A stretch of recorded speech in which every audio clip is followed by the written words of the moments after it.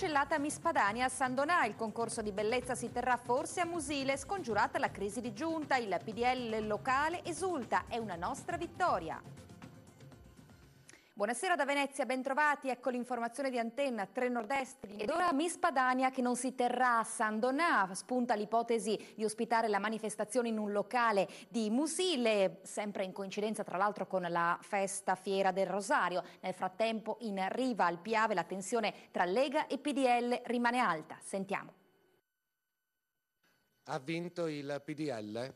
Ha vinto la Fiera del Rosario con le sue tradizioni e in parte anche il PDL. Quindi Lega sconfitta? Assolutamente no, nella Lega ha prevalso il buonsenso come è sempre stato.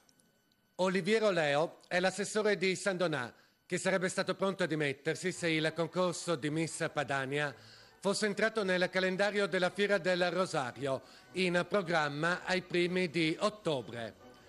Non lascerà il suo posto perché i responsabili dell'evento hanno rinunciato a promuovere in riva al Piave la serata di selezione targata Carroccio. Era mio dovere, più che diritto, difendere il mio partito e tutta la città di San Donà.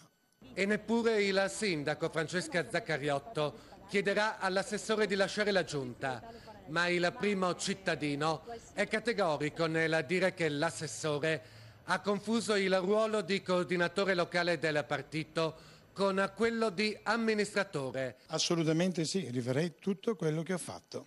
Se a San Donà il PDL non nasconde la propria soddisfazione, a livello provinciale la parola d'ordine è una sola: abbassare i toni dello scontro con la Lega. Secondo me è una grande tempesta in un bicchiere d'acqua e il sindaco ha gestito bene la cosa. Nel frattempo non si arrendono i giovani del Carroccio, che si sono già attivati per ospitare Miss Padania in coincidenza con la Fiera del Rosario, ma lontano dai padiglioni. L'evento potrebbe aver luogo a Musile di Piave, presso il locale statale 14.